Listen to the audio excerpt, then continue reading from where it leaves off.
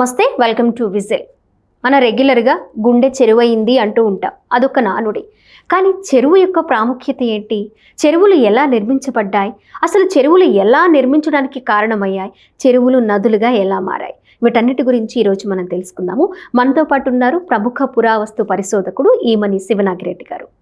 Sir నమస్తే. Sir నమస్కారం. సరే, ఈ పోరిమామిళ్ళ చెరువు నిర్మాణంలో 7 లక్షల మంది కార్మికులు, 73,000 మంది బళ్ళు పాల్గొన్నాయంట. అసలు దాని గురించి పూర్తిగా వివరిస్తారా సార్? ఇది కూడా ఆసక్తికరమైన ప్రశ్నే. ఏమిటి అంటే, మనకి చెరువు అనగానే మనం ఏమనుకుంటామంటే, ఏ ఊళ్ళో అయినా గతంలో చెరువులు ఉండేవి. అంటే ఈ మధ్య నదులకు ఆనకట్టలు కట్టి నిరంతరం నీరు పారే వ్యవస్థ రాకముందు ప్రతి ఊళ్ళోనూ చెరువులు ఉండేవి. కంపల్సరీ చెరువు లేకపోతే దైనందిన అవసరాల కోసం చాలా దూరం వెళ్ళాలి. లేదు, నదుల పక్కన ఉండే వాళ్ళకి చెరువులు అవసరం లేదు. కానీ నదులకు దూరంగా మైదానాల్లోనూ కొన్ని సందర్భాల్లో కొండల మీద ఉన్న వాళ్ళకు కూడా కొండల మీద ఉన్న గుంటల్ని అలా కుంటలు గుంటలు అని అనుకుంటాం కదా మనం. భూమి మీద అంటే మైదానాల్లో నీళ్లు ముందు తాగునీటికి తర్వాత సాగునీటికి రెండింటికి అవసరమైనవి చెరువులు. అయితే ఈ చెరువుల నిర్మాణం మీరు అడిగిన ప్రశ్న చాలా ఆసక్తికరమైనది. ఎందుకంటే పోరుమామిళ్ళ అదేమిటి? ఆ మామిళ్ళ అనే గ్రామం పోరుకు ప్రసిద్ధి. అది ఇప్పటికి కూడా మీకు అటు బద్వేల్, ప్రస్తుతం బద్వేల్ అంటాం కదా, దానికి సమీపంలో ఉంది. అది ప్రకాశం జిల్లా, నెల్లూరు జిల్లా, కడప జిల్లా, ఈ మూడిటికి దాదాపుగా ఇరుగు పొరుగుగా ఉంటుందన్నమాట. అదిగో అలాంటి దగ్గర ఉన్న Porumamilla tank inscription of Bhaskara Bhavadaura అని సామాన్య శకం 1369వ సంవత్సరం అక్టోబర్ 31వ తేదీ నాడు విడుదల చేసిన శాసనం అత్యద్భుతం. ఏమిటా శాసనం?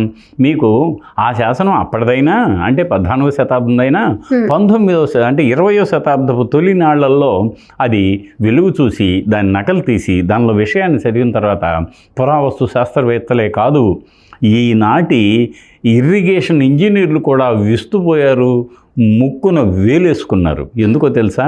అరే, అసలు ఒక చెరువుని ఎలా నిర్మించాలి, నిర్మించుకోవడానికి కావలసిన అనుకూల పరిస్థితులు ఏమిటి, అక్కడ ఎలాంటి దోషాలు ఉండకూడదు, అలాంటి సందర్భాల్లో ఆ స్థలాన్ని ఎంపిక చేయటంలో ఉండేటువంటి నైపుణ్యం ఏమిటి, ఎలాంటి ప్రదేశాన్ని ఎంపిక చేసుకోవాలి, ఎంపిక చేసుకున్న తర్వాత దాన్ని ఎలా నిర్మించాలి, ఆ నిర్మించటానికి ఎంతమందిని వినియోగించారు, ఎన్ని బళ్లను పనులోకి పురమాయించారు అన్న విషయాలన్నీ ఈ Porumamilla tank inscription of Bhaskara Bhavadaura అత్యద్భుతంగా వివరాలను అందిస్తుంది. నేను కూడా దాంట్లోకి అంటే ప్రతి వాళ్ళు మేము చదువుకుంటాం, అంటే ఎప్పటికి మనకెందుకులే అని అనుకోం. మేము ప్రతి విషయాన్ని ఆసక్తికరంగా ఉంటే తెలుసుకోవాలనుకున్నారు. ఎక్కడి దాకా ఎందుకు, మీకు ఈ దుగ్గిరాల పక్కనే ఉన్న పేరకెలపూడి అని ఒక ఊరు ఉంది. ఆ పేరకెలపూడిలో 2 గ్రామాల మధ్య వచ్చిన ఒక తగాదా కాకతీయ చక్రవర్తి గణపతిదేవుడు వరకు వెళ్ళింది. ఆయన అక్కడి నుంచి మంత్రులను పంపించాడు, వాళ్ళ సమక్షంలో విచారణ చేశారు. ఆ విచారణలో అది బయటకు వచ్చేసింది. ఏది నిజం బయటకు వచ్చింది. వాళ్ళు రాళ్ళు పాతి మళ్ళీ మంత్రులు వరంగల్ వెళ్ళిపోయారు. చూసారా? అంటే అలా ఉంటుందన్నమాట. అలా ఉన్నప్పుడు మనకి ఈ శాసనాల్లో ఉండే విషయాలు కూడా ఈ తరానికి ఆబ్జెక్టివ్ లెసన్స్ లాగా ఉంటాయి. అయితే అసలు విషయానికి వద్దాం. ఏమిటి అంటే, మీకు బుక్కరాయలు, ఆ బుక్కరాయల కొడుకు పేరు భాస్కరుడు, ఆయన్ని భవదూరుడు అనే పేరు కూడా ఉంది. ఆయన్ని ఏం చేశారు, అప్పుడప్పుడు ట్రైనింగ్ కోసం మిగతా ప్రాంతాలకు వెళ్తారు. కానీ ఇక్కడేమైంది, ఈ ప్రాంత పరిస్థితులను అవగాహన చేసుకున్న ఆయన, అయ్యో ప్రజలకు నిజంగా తాగటానికి నీళ్ళు లేకుండా పోయాయి, పంటలు ఎండిపోతున్నాయి, ఎట్లా దీన్ని ఏం చేయాలి అని అన్నప్పుడు తాను ఖాళీగా కూర్చోలేదు, రాజకుమారుణ్ణి కదా అని అణువణువు గాలించాడు, పరిసరాలను పరిశీలించాడు. వర్షాకాలంలో నీళ్లు ఎక్కడి నుంచి వస్తున్నాయి, ఏ ప్రాంతంలో ఎక్కువగా నీరు ప్రవాహం ఉంటుంది, ఆ ప్రవాహం ఏమవుతుంది, దాన్ని ఎలా అన్న ఉద్దేశంతో ఆయన పరిశీలించినప్పుడు ఈ పోరుమామిళ్ళ ప్రాంతం ఆయన్ని ఆకట్టుకుని ఏం చేశాడు, కొండలు కనిపిస్తున్నాయి, గుట్టలు కనిపిస్తున్నాయి, మధ్యలో దీవులు అట్లాంటి ఐలాండ్స్ లాగా కనిపిస్తున్నాయి, చుట్టుపక్కల మంచి రాయి ఉంది, నీరేమో ఎడతెరిపి లేకుండా పెద్ద, అసలు ఒక డ్యామ్ పగిలిపోతే నీళ్ళు ఎలా పోతున్నాయో వర్షాకాలంలో వరదలై పారుతున్నాయి. ఆ నీరంతా ఎటు వెళ్తుందో తెలియదు. దాన్ని గనక మనం బండ్ చేయగలిగితే ఎంత బాగుంటుంది అని అనిపించింది ఆయనకి. అలా ఆలోచన వచ్చిందో లేదో ఆయన ఏం చేశాడు, పాదశాస్త్రవేత్తలు అంటారు, పాధస్ అంటే నీరు. నీటి శాస్త్రవేత్తలు అంట నీటి మీద అవగాహన కలిగి ఆ నీటి ప్రవాహాన్ని ఒడిసి పట్టగల దిట్టల్ని పాదశాస్త్రవేత్తలు అంటారు. అదిగో అలాంటి ఒక బ్రాహ్మణ్ణి ఆయన పట్టుకున్నాడు. ఆయన ఆ సందర్భంగా ఆయనకు చూపించాడు. అయ్యో ఇంత నీరు పోతుంది, ఏం చేయొచ్చు అన్నాడు. ఏం చేయటం ఏమిటి మహాప్రభు, హాయిగా అడ్డుకట్ట వేయండి, నీరంతా నిలుస్తుంది, సువిశాల జలాశయం ఏర్పడుతోంది, నీటిని మనం నిల్వ చేసుకోవచ్చు. అదిగో ఆ నీరు మనం చెప్పినట్లుగా తూములు ఏర్పాటు చేసి కాలువల ద్వారా ప్రవహింపజేసి పంటల్ని బంగారం పండించుకోవచ్చు అని చెప్పిన తర్వాత ఆయనకు నచ్చింది. ఎలా చేయాలని ఆలోచించాడు. మరి కట్ట వేయాలని చెప్పాడు కదా, ఆ కట్ట వేయాలంటే ఎలా, కట్టకి ఏం కావాలి మనకి అంటే ఎంత వెడల్పు కట్ట ఉండాలి, ఎంత పొడవు ఉండాలి అని అన్నప్పుడు ఆయన కూడా ఆశ్చర్యం వేసింది. మధ్యలో పెద్ద 2 కొండలు, మధ్యలో చిన్న చిన్న కొండలు ఉన్నాయి కదా, వాటిని కొలిపించాడు. 11 కిలోమీటర్లు వచ్చింది అది. ఈ 11 కిలోమీటర్లని మట్టి కట్ట వేసి రాళ్లతో చొప్పించి దృఢతరమైనటువంటి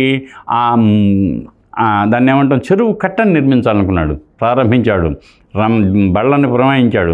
ఒక్కొక్క బండి అలా మొత్తం బళ్ళు అది పూర్తయ్యే వరకు అంటే 11 కిలోమీటర్ల పొడవు కట్ట, కింద 150 అడుగుల విశాలం, పైకి వచ్చేతలకి మళ్ళీ అసలు పైకి వచ్చేతలకి మీకు ఎంత ఉంటుందంటే 13 మీటర్ల వెడల్పు, 13 మీటర్ల ఎత్తు.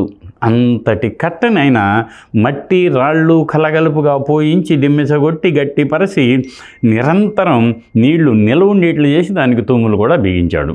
చూసారా ఎంతటి ఇంజనీరింగ్ నైపుణ్యం. ఇప్పటికి 700 సంవత్సరాల క్రితం ఆయన ఏం చేశాడో తెలుసా. మరి ఈ అనుభవాన్ని అంతా ఆయన అది తలిసి అంటే కాన్సెప్ట్ రియాలిటీ అంటాం మనం. అనుకున్న దగ్గర నుంచి ఆచరణలోకి వచ్చేంత వరకు తానే అక్కడుండి ప్రత్యక్ష పర్యవేక్షణ ద్వారా ఎంతమంది శ్రామికులు రైతులు అందులో పార్టిసిపేట్ చేశారు, ఎన్ని బళ్లను దానికి వినియోగించారు, ఎంత రాయి అక్కడికి వచ్చింది, ఎంత డబ్బు ఖర్చు అయింది అన్నదంతా కూడా ఆయన ఒక కరణంలా లెక్కలు రాశాడు. లెక్కలు రాసి ఆశ్చర్యకరమైనటువంటి వార్తలు తెలియజెప్పాడు. తాను ఒక శాసనాన్ని వేశాడు. ఆ శాసనంలో ఏమన్నాడో తెలుసా, మొత్తం అందులో పార్టిసిపేట్ చేసినటువంటి శ్రామికులు లేక రైతులు అనుకుంటే వాళ్ళంతా 7 లక్షల మందిగా లెక్క తేలింది. బళ్ళు ఒక్కొక్కటిగా ఈ పక్క నుంచి ఆ పక్క నుంచి మధ్యలో నుంచి ఎక్కడ అవసరమైతే అక్కడ వినియోగించిన బళ్ళ సంఖ్య 73,000 అని తేలింది. చూసారా, పోరుమామిళ్ళ చెరువు నిర్మాణంలో పాల్గొన్నది 7 లక్షల మంది కార్మికులు శ్రామికులు, అలాగే వినియోగించింది 73,000 బళ్ళు. ఆ విషయాన్ని ఎలా తెలియజేశాడు ఆయన? ఒక శాసనం ద్వారా నిక్షిప్తం చేశాడు. ఆ శాసనంలో ఇంకేమున్నాయో తెలుసా మీకు? కాదు, ఇదిగో భావి తరాలకు ఇదొక మార్గదర్శనంగా ఉంటుంది, ఇది ఒక ఆచరణాత్మక ప్రణాళికగా ఉపయోగపడుతుంది అని ఒక చోట ఎక్కడైనా ఇలా నీటి డ్యామ్ కట్టాలి అని అంటే మీకు 12 రకాల అనుకూలాంశాలు ఉండాలి. ఏమిటవి? చక్కటి ఆలోచన గల రాజు అంటే ప్రజా సంక్షేమం కోసం, దాని తర్వాత అమాత్యులు, ఆ తర్వాత పాదశాస్త్రజ్ఞుడు, ఆ తర్వాత అక్కడ కొండలు, ఆ తర్వాత అక్కడ మట్టి, ఇంకా ఇదిగో ఇలాంటివన్నీ అనుకూలమైనటువంటి 12 అంశాలను ఆయన జతపరిచాడు. దాంట్లో దోషాలు అంటే ఏమిటి? అక్కడ జారుడు మట్టి ఉండకూడదు, అసలు పట్టు లేని రాళ్ళు ఉండకూడదు, ఇంకా 6 రకాల దోషాలు అంటే నిరంతరం పారే నది లేని ప్రదేశంలో మీరు చేసుకోకూడదు. దీంట్లో కూడా ఆయన ఏం చెప్పాడు? కనీసం 12 యోజనాలు పారే నది ఉండాలన్నాడు. ఎగువన 12 యోజనాలు. అది ఒక ఫేవరబుల్ కండిషన్లో చెబితే, దోషంలో నది లేని ప్రదేశాన్ని అనుకోవద్దన్నాడు. అలా ఈ మంచి ఇంజనీరింగ్ నైపుణ్యం తెలిసినటువంటి అనుభవజ్ఞులైన వ్యక్తులు కూడా ఉండాలి, అది లేకపోవడం కూడా దోషమే అన్నాడు. చూసారా, మనం ఏం చెప్పాలి అంటే ఇక ఈనాటి ఇంజనీరింగ్ నిపుణులు కూడా ఇక్కడ ఇప్పుడు 2 రకాలు నిపుణులు ఎక్కడో ప్లాన్లు వేస్తారు, పథకాలు తయారు చేస్తారు, కానీ ఆచరణకు వచ్చేసరికి వేరే వాళ్ళు నిర్మాణంలో ఉంటారు. వాళ్ళు కూడా పట్టుమని 10 రోజులు ఉండరు, మధ్యలో ట్రాన్స్ఫర్లు వస్తూ ఉంటాయి. వాళ్ళకి ఏమాత్రం అదిగో ఆ ప్రాజెక్టు పైన మమకారం ఉండదు. ఈయన చెప్పినట్లుగా ఆద్యంతం, ఆది నుంచి అంతం వరకు ఎవరు అనుకున్నారో వారి పర్యవేక్షణలోనే ఆ పని జరిగితే మేలు జరుగుతుంది అన్న ఉద్దేశంతో ఈ పోరుమామిళ్ళ ట్యాంక్ ఇన్స్క్రిప్షన్ ఎంతో ఆసక్తికరంగా ఉంటుంది. ఇంకొక విషయం చెప్పాలి మీకు, ఇది అంతర్జాతీయంగా ఖ్యాతి దక్కించుకున్న శాసనం, అంతర్జాతీయంగా గుర్తింపు పొందిన చెరువు. ఇది యునెస్కో కూడా పర్యావరణ హిత ప్రాజెక్టుల్లో గుర్తింపుకు నోచుకుంది యునెస్కోలో. ఎంత గొప్ప విషయం. సో ఇది కేవలం ఏదో కడప ప్రాంతానికో, బద్వేల్ ప్రాంతానికో, ఇంకా నెల్లూరుకి ఆనుకొని ఉందనో, ప్రకాశం జిల్లా చిట్టచివరి ఉందనో కాదు, కానీ మొత్తం తెలుగు వాళ్ళు గర్వించదగ్గ పోరుమామిళ్ళ చెరువు. అద్భుతం సార్, థ్యాంక్ యూ. చాలా చక్కగా వివరించారు. Thank you so much.